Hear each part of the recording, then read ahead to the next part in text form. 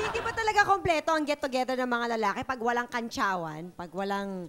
Diba? Kasama yun. Yun ang nagpapasaya ng gabi. Pero diba minsan parang parang nagkakapikunan na kayo. Lalo na pag kikiriring ang cellphone, tapos sasagutin, tapos patago. Kakantsa, oy, chinecheck ni Mrs. Checking. Ganun ba talaga? Ganun ba yung ginagawa mo? Ha? Ganun ginagawa mo? Hindi, ganun ang ginagawa sa asawa ko. Sabi niya sa akin, mami, na tayo mag-usap. Kayo ba ganun din? Hindi, text sa amin eh. Text. So pwede mong hindi sagutin ko. Hindi, sasagot ka rin na gano'n eh. Alam nila Patago. eh. Kasi pag hindi patago... May nakikibasa na gano'n. Uy, yung sa mga gano'n. Pero ako may tanong sa inyo. Kasi, kunwari kami mga lalaki, di ba? Nagsasama kami, barkada. Alam nyo naman na magkakasama kami. Oo. Bakit every 30 minutes tatawag pa kayo at nagche-check kung anong ginagawa nyo? Nagdududa ba kayo? Wala akong Ako kinalaman hindi ako dyan. nagche-check ng every 30 minutes. O di, 1 hour. Kahit 1 hour, hindi. Pag mga alas 2 na ng umaga, medyo nag-iisip na ako Pero, na sandali lang. ano diba? iniisip nyo pag nagsasama kami mga kumpare? Masyado kayo nagkakasarapan, umuwi ka naman. Diba? Kasi may pamilya ka rin eh. Oo, kailangan uuwi ka. Diba okay lang na magkasiyahan. Pero syempre, in moderation. Ay, sarap ng buhay. Wala akong ginaganyan. Yung sweldo niya. Ano yun? Yung sweldo niya, baka ubos na, di ba? Parang yung check mo yun. Hindi, totoo. Sasabihin mo, Diba? uy, palibre ka na lang ha. Oo. Basta hindi ka manlilibre, okay lang. Kahit umagahin. Basta hindi mo sagot ang gastos, okay lang yun. Ako may tanong ako sa inyo, mga babae. Bakit parang tayo Paano naman kunwari, di ba, usually once a week? Paano kung twice a week lumalabas yung mga Wala kumpare? talaga ako kinalaman sa mga bagay Hindi, depende na yan. Kung last week, twice a week na, tas this week, twice a week, kalabisan.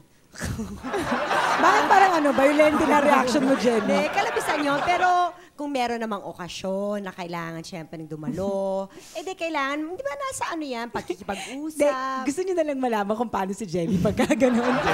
Tawag sa akin. Hindi ba, Janice? Hindi ba, Janice, sobra na? Hindi ba sobra na? Hindi ba kasi, di ba? Di ba sobra na talaga?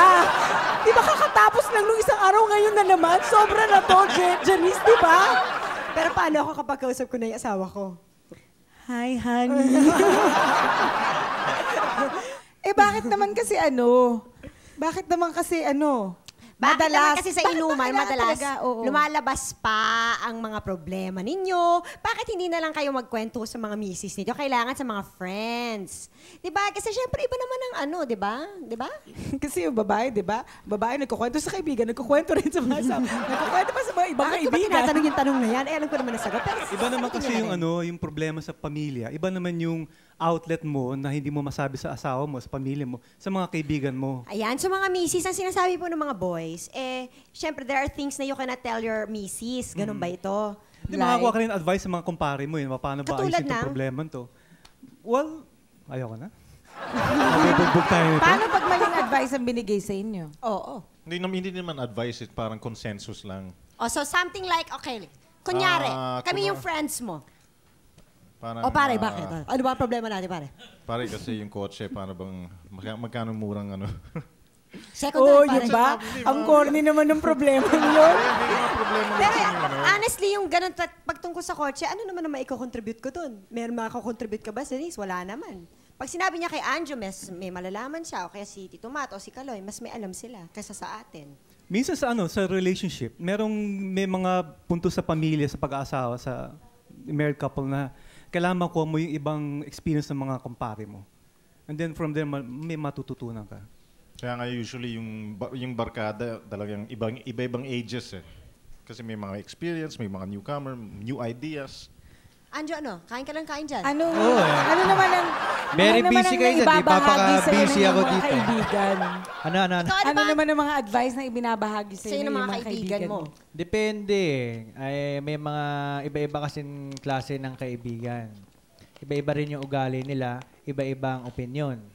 Kaya kadalasan, i-compare mo yung mga opinion nila at kadalasan ang susundan mo yung opinion, yung opinion ng majority. Okay. Kasama ka na doon.